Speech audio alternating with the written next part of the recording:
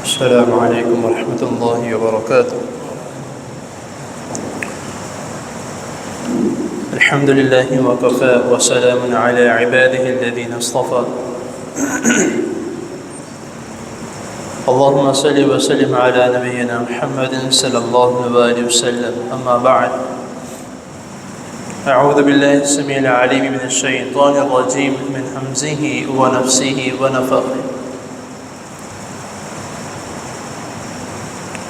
قل لن يصيبنا إلا ما كتب الله لنا هو مولانا وعلى الله فليتوكل المؤمنون.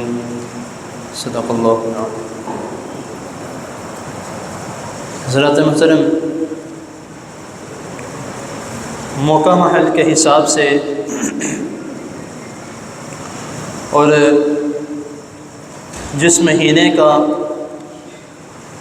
کل آغاز ہو چکا ہے اس مہینے کے اعتبار سے اور اس مہینے میں جو لغو باتیں کی جاتی ہیں، لوگوں کے لغو خیالات ہیں، اور ایک جہلیت کے دور سے ایک کنسیپٹ جو ہمارے دماغوں میں چلا آ رہا ہے اور ہمارے معاملات میں چلا آ رہا ہے، اس کو کلیئر تو نہیں میں کہہ سکتا کہ کر سکتا ہوں، لیکن قرآن و حدیث کے مطابق اس کی جو حقیقت ہے وہ میں آپ کے سامنے بیان کرنا چاہتا ہوں، کیونکہ بہت سے ایسے اعمال ہیں اور رسول اللہ صلی اللہ علیہ وسلم کی حدیث بھی ہے کہ میری امت میں کچھ اعمال ایسے ہیں جو جہلیت کے دور سے اب تک چلے آ رہے ہیں. یہ اس وقت کی بات ہے جب رسول اللہ صلی اللہ علیہ وسلم نے آج سے 1450 سال پہلے کہا تھا، لیکن اب بھی وہ اعمال اور کچھ معاملات اس طرح کے ہیں جو چل رہے ہیں، اتنا جدید دور ہونے کے باوجود بھی اور اتنے سمجھدار پڑھے لکھے لوگ ہونے کے باوجود بھی وہ اعمال اس طرح کے چلے آ رہے ہیں. سفر کے مہینے کے متعلق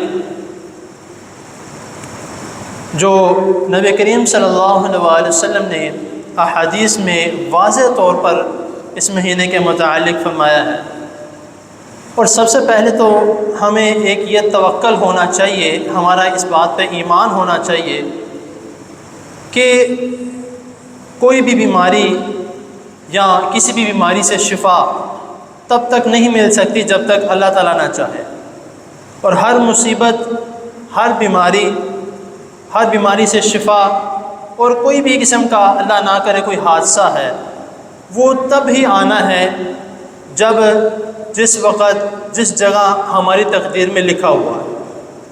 کیونکہ ابھی جو میں نے شروع میں آپ کے سامنے آیت کریمہ تلاوت کی ہے، سورۃ التوبہ کی آیت نمبر 51، قُل لَن يُصِيبَنَا إِلَّا مَا كَتَبَ اللَّهُ لَنَا، کہ اے نبی صلی اللہ علیہ وسلم کہہ دیجئے کہ کوئی بھی مصیبت نہیں آ سکتی، ہرگز نہیں آ سکتی، الا مگر ما کتب اللہ لنا، جو ہماری تقدیر میں لکھ دی گئی ہے. اب ایک تقدیر جو ہے، اکثر لوگ کہتے ہیں کہ میری تقدیر میں کیا لکھا ہے مجھے کیسے پتہ ہوگا؟ کسی کو کچھ نہیں پتہ کہ اس کی تقدیر میں کیا لکھا ہے، لیکن ہاں کچھ بھی ہو سکتا ہے، کچھ اچھا بھی ہو سکتا ہے، کچھ برا بھی ہو سکتا ہے، لیکن سب کچھ اچھا ہو اس کے لیے بھی ہمیں نبی کریم صلی اللہ علیہ وسلم نے طریقہ بتایا وہ دعا کا ہے، کہ دعا کے علاوہ کوئی بھی چیز جو ہے وہ تقدیر کو نہیں بدل سکتی. خیر، یہ ایک تقدیر کی جو بات ہے اس کا ایک الگ مضمون ہے اور بہت وسیع مضمون ہے. تو ہم بات کر رہے تھے سفر کے مہینے کے متعلق کہ اس میں جو لغو خیالات جو اب تک چلتے آ رہے ہیں، سب سے پہلے تو اس مہینے کو منحوس سمجھنا، اور نبی کریم صلی اللہ علیہ وسلم نے باقاعدہ بہت سی احادیث ہیں، جتنی بھی احادیث کی کتابیں ہیں صحیح بخاری سے لے کر بلوغ المرام تک، سب میں رسول اللہ صلی اللہ علیہ وسلم نے اس مہینے کے متعلق جو فرمایا ہے وہ لکھا ہوا ہے کہ سفر کے مہینے میں کسی قسم کی کوئی نحوست نہیں ہے. اور اللہ کہ یہاں تک کہ نبی کریم صلی اللہ علیہ وسلم نے یہ بھی لکھا اور یہ بھی فرمایا ہے کہ نحوست جیسی اسلام میں کوئی چیز ہی نہیں ہے۔ اب کوئی بھی چیز لے لینا یا کسی بھی چیز کے بارے میں بدشگونی ذہن میں ڈال لینا، نبی کریم صلی اللہ علیہ وسلم نے تو بالکل پرفیکٹ فرما دیا ہے کہ کسی بھی چیز میں اسلام میں نحوست نام کی کوئی چیز ہی نہیں ہے۔ ہم نے بہت سی چیزوں کو، جس طرح سفر کے مہینے کا سب سے پہلے ہم بات کرتے ہیں کہ سفر کے مہینے میں ہم کہتے ہیں کہ سفر کے لیے نہیں نکلنا، کوئی بھی حادثہ پیش آ سکتا ہے، کوئی بھی مسئلہ مسائل پیش آ سکتا ہے۔ دوسرا، سفر کے مہینے میں ہم کسی بھی قسم کی کوئی شادی بیاہ کا موقع نہیں رکھتے کہ یہ مہینہ جو ہے وہ ٹھیک نہیں ہے، یہ مہینہ جو ہے وہ اس معاملات کے لیے درست نہیں ہے، تو ہم اگلے مہینے میں رکھ لیں گے۔ یہاں تیسری چیز، سفر کے مہینے میں نعوذ باللہ اس کو منحوس سمجھتے ہوئے اس میں ہم کاروبار کے کوئی مسائل نہیں کرتے کہ اس مہینے میں کاروبار کے معاملے سے کوئی بھی قسم کا، کسی بھی قسم کا کوئی کام نہیں کرنا، ورنہ لاس ہی ہونا ہے، آپ جو مرضی کر لیں۔ اب ایک انسان کا جب مائنڈ سیٹ ہوتا ہے کسی بھی چیز کے اوپر، تو اللہ تعالیٰ اس کو اس کے گمان کے مطابق چلاتے ہیں۔ اگر وہ اس مہینے کو غلط سمجھ رہا ہے تو اس نے غلط ہی سمجھنا ہے اور اس کے ساتھ غلط ہی ہونا ہے، آپ جو مرضی کر لیں، کیونکہ اللہ تعالیٰ نے اس بات کا حکم دیا ہے کہ انسان جس طرح کا اس کا گمان ہوتا ہے میں اس کو اس کے گمان کے مطابق چلاتا ہوں۔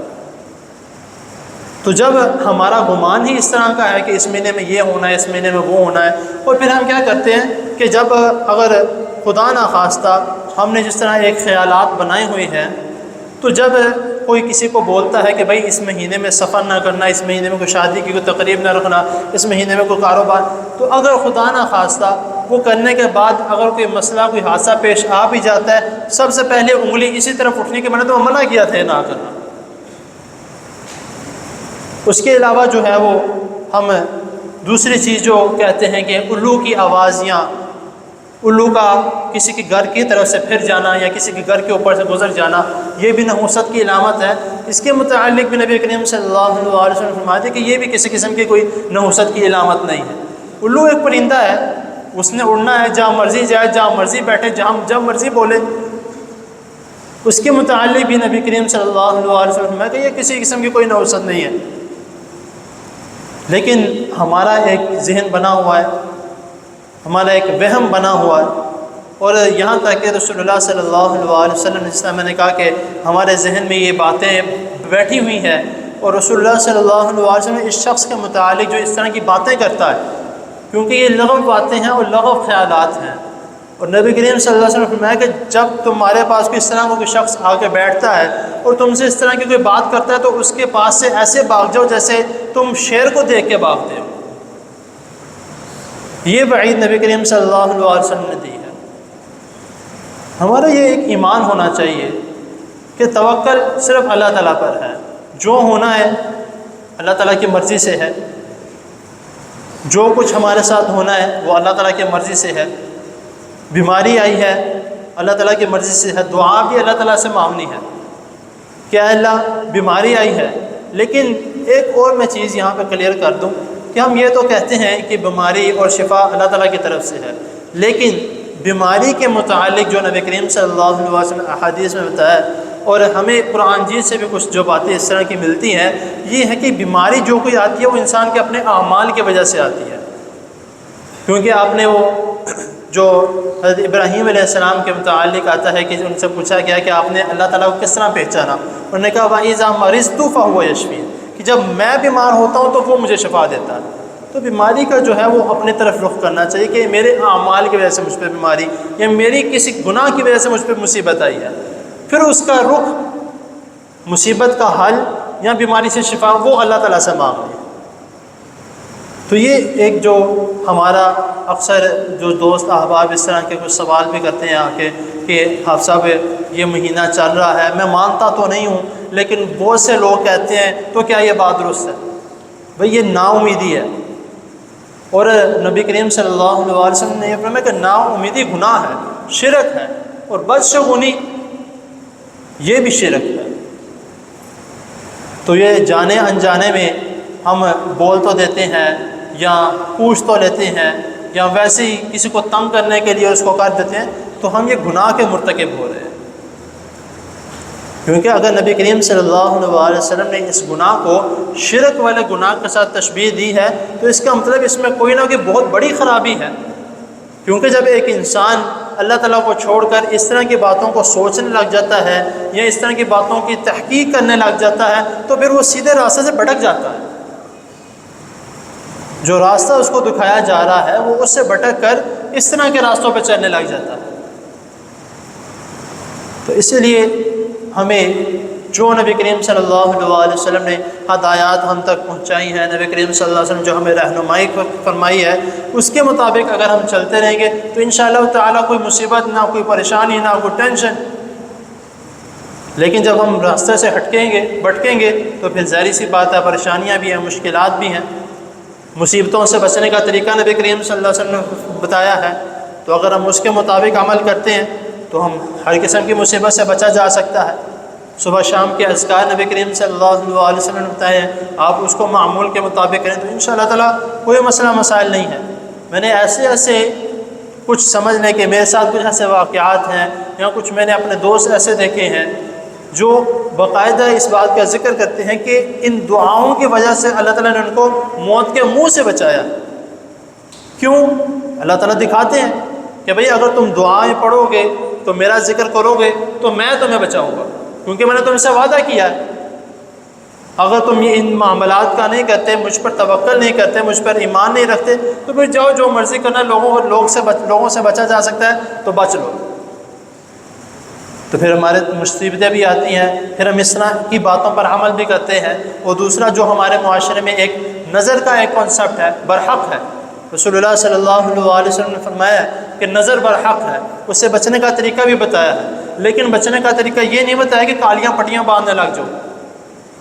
کروڑوں کی گاڑی ہے، اس کے نیچے جہاں پر خدا نہ خاصہ کسی حادثے کی صورت میں رسی باندھ کے گاڑی کو لے کے جائے، وہاں پہ ہم نے کالے دھاگے باندھے ہوتے ہیں، کالی پٹیاں، ٹوٹی ہوئی جوتی لٹکائی ہوتی ہے۔ کروڑوں کی گاڑی ہے، کم از کم اللہ تعالیٰ پر کروڑوں کا ایمان تو رکھو، جس نے گاڑی دی ہے اس پر کم از کم ایمان تو رکھو۔ ہمارا ایمان یہ کالے داغوں پر ہے، ہمارا ایمان یہ کالی پٹیوں پر ہے، ہمارا ایمان طویز داغوں پر ہے۔ جب ہم اس طرح پر ایمان رکھیں گے اپنا تو پھر اللہ تعالیٰ ہمیں اسی پر چھوڑ دیں گے۔ حالانکہ ایک حدیث ذہن میں آ گئی، وہ بتا کے بات کو مکمل کرتا ہوں کہ ایک صحابی رسول ہے صلی اللہ علیہ وسلم۔ کون ہے؟ صحابی ہیں، اور کس چیز کا سرٹیفکیٹ ان کو دیا گیا ہے؟ رضی اللہ عنہم ورضوا عنہ کا۔ انہوں نے ہاتھ میں ایک کڑا پہنا ہوا تھا، ایک حدیث میں دھاگا آتا ہے، ایک حدیث میں کڑا آتا ہے۔ تو نبی کریم صلی اللہ علیہ وسلم کے پاس آئے تو آپ صلی اللہ علیہ وسلم نے دیکھا کہ یہ تم نے ہاتھ میں دھاگا پہنا ہوا ہے یا کڑا پہنا ہوا ہے، یہ کیوں پہنا ہے؟ وہ کہتے ہیں کہ مجھے کوئی بیماری ہے تو اس کی وجہ سے میں نے یہ کڑا یا یہ دھاگا پہنا ہوا ہے۔ تو نبی کریم صلی اللہ علیہ وسلم فرمایا، اس صحابی کو کہہ رہے ہیں، کوئی عام شخص نہیں ہے، اس صحابی کو کہہ رہے ہیں کہ اگر تم اسی حالت میں فوت ہو گئے تو تمہیں اسی کے سپرد کر دیا جائے گا۔ تو اگر ہمیں ایک تھوڑی سوچنا چاہیے اس بات کو کہ نعوذ باللہ ہم نے جن چیزوں کو، داغوں کو یا کالے کپڑے کو یا اس طرح کی جوتی کو اگر ہم نے اس طرح کا سمجھا ہوا ہے کہ یہ ہمیں کالی چیزیں خاص طور پر نظر سے بچانے کے لیے ہیں، تو پھر معذرت کے ساتھ مجھے بھی یہ الفاظ کہنے پڑیں گے حدیث کے مطابق کہ ہم بھی اسی کے سپرد کر دیے جائیں گے۔ تو اگر یہ ہمیں چیزیں بچا سکتی ہیں تو ٹھیک ہے، یہ سارا کچھ تو یہاں پر رہ جانا ہے۔ انسان جس طرح آیا تھا اس نے اسی طرح واپس جانا ہے۔ تو ہمیں بچانا ہے تو ہمارے نیک اعمال ہمیں بچا سکتے ہیں، ہمیں بچانا ہے تو ہماری نمازیں ہمیں بچا سکتی ہیں، ہمیں بچانا ہے تو ہم جو ہاتھوں میں ذکر و اذکار کر رہے ہیں وہ ذکر و اذکار ہمیں بچا سکتے ہیں، زبان سے کوئی اچھی بات کر رہے ہیں وہ زبان ہمیں بچا سکتی ہے، آنکھوں سے کچھ اچھا دیکھ رہے ہیں، قرآن پڑھ رہے ہیں، ذکر و اذکار کر رہے ہیں دیکھ کے تو وہ آنکھیں ہمیں بچا سکتی ہیں، کان اچھا سن رہے ہیں، تلاوت سن رہے ہیں، اللہ کے نام سن رہے ہیں، پڑھ رہے ہیں، تو یہ کان ہمیں بچا سکتے ہیں۔ تو اگر اس طرح کے معاملات کریں گے تو کوئی چیز نہیں ہمیں بچا سکتی۔ اللہ تعالیٰ کے حضور دعا ہے اللہ تعالیٰ ہمیں جو سنا ہے اس کو سمجھنے کی توفیق عطا فرمائے، اور صحیح دین کے مطابق ہمیں اپنی زندگی کے تمام معاملات اللہ تعالیٰ سے انجام دینے کی توفیق عطا فرمائے، اور یہ دوسروں کی باتوں میں آ کے یا دوسروں کی باتوں کو سن کے اور اس پر تھوڑا تھوڑا سا عمل थोड़ा थोड़ा सा एक होता है, एक पूरा होता है इंसान का किसी चीज़ पे ईमान, एक थोड़ा थोड़ा सा ईमान भी होता है जिसमें हम कहते हैं कि यार मेरा ईमान तो नहीं है, मेरा यकीन तो नहीं, लेकिन लगता है मुझे, ये भी थोड़ा थोड़ा सा ईमान, इससे भी हमें बचना है। मुकम्मल ईमान अल्लाह ताला पढ़ो, मुकम्मल तवक्कुल अल्लाह ताला पढ़ो, तो फिर इंशाअल्लाह ताला बेहतरी है। अगर थोड़ा थोड़ा सा भी है तो वो भी हमारे लिए मसले मसाइल हैं, क्योंकि आज थोड़ा है, कल को थोड़ा ज़्यादा भी हो सकता है। तो अल्लाह ताला की हज़ूर दुआ है, अल्लाह ताला हमें हर किस्म के गुनाहों से, हर किस्म के गुनाह वाले अमल से अल्लाह ताला हम सबको बचा के रखे, और दूसरों को बचाने की अल्लाह ताला हमें तौफ़ीक़ अता फरमाए। क्योंकि किसी को कहना भी एक सदका है, किसी को अच्छी बात बताना भी, और किसी को गुनाह से बचाना भी एक सदका है। अल्लाह ताला हमें ऐसे सदक़ों की तौफ़ीक़ अता फरमाए। व आखिर दावाना अल्हम्दुलिल्लाहि रब्बिल आलमीन। बीमारों के लिए दुआ करें, अल्लाह ताला सब बीमारों को सेहत कामिला अता फरमाए। अल्हम्दुलिल्लाहि रब्बिल आलमीन वल आक़िबतुल मुत्तक़ीन। अल्लाहुम्मा सल्लि अला मुहम्मद व अला आलि मुहम्मद कमा सल्लैत अला इब्राहीम व अला आलि इब्राहीम इन्नका हमीदुम मजीद। अल्लाहुम्मा बारिक अला मुहम्मद व अला आलि मुहम्मद कमा बारकत अला इब्राहीम व अला आलि इब्राहीम इन्नका हमीदुम मजीद। रब्बना आतिना फिद दुनिया हसनतन व फिल आखिरति हसनतन व क़िना अज़ाबन्नार। रब्बना ज़लमना अनफुसना व इन लम तग़फिर लना व तरहमना लनकुनन्ना मिनल ख़ासिरीन। या शाफ़िअल अमराद इश्फ़ि मर्दना व मर्ज़ल मुस्लिमीन। अल्लाहुम्मा अंसुर इस्लाम वल मुस्लिमीन। अल्लाहुम्मा इश्फ़ि मर्दना व मर्ज़ल मुस्लिमीन। अल्लाहुम्मा इश्फ़ि मर्दना व मर्ज़ल मुस्लिमीन। अल्लाहुम्मा इश्फ़ि मर्दना व मर्ज़ल मुस्लिमीन। अज़हिबिल बास रब्बन नास वश्फ़ि अंत शाफ़ी ला शिफ़ाअ इल्ला शिफ़ाउका शिफ़ाअन ला युग़ादिरु सक़मा। अल्लाहुम्मा इन्ना नऊज़ु बिका मिन जहदिल बला व दरकिश शक़ा व सूइल क़ज़ा व शमाततिल अअदा। अल्लाहुम्मा इन्ना नऊज़ु बिका मिन ज़वालि निअमतिक व तहव्वुलि आफ़ियतिक व फ़ुजाअति निक़मतिक व जमीइ सख़तिक। या हय्यु या क़य्यूम बिरहमतिका नस्तगीस। या हय्यु या क़य्यूम बिरहमतिका नस्तगीस। या हय्यु या क़य्यूम बिरहमतिका नस्तगीस। ला इलाहा इल्ला अंत सुब्हानका इन्नी कुन्तु मिनज़ ज़ालिमीन। रब्बिरहमहुमा कमा रब्बयानी सग़ीरा। रब्बिरहमहुमा कमा रब्बयानी सग़ीरा। रब्बिरहमहुमा कमा रब्बयानी सग़ीरा। रब्बना तक़ब्बल मिन्ना इन्नका अंतस समीउल अलीम व तुब अलैना इन्नका अंतत तव्वाबुर रहीम। व सल्लल्लाहु तआला अला खैरि ख़ल्क़िही मुहम्मद व आलिहि व अस्हाबिही अजमईन बिरहमतिका या अरहम।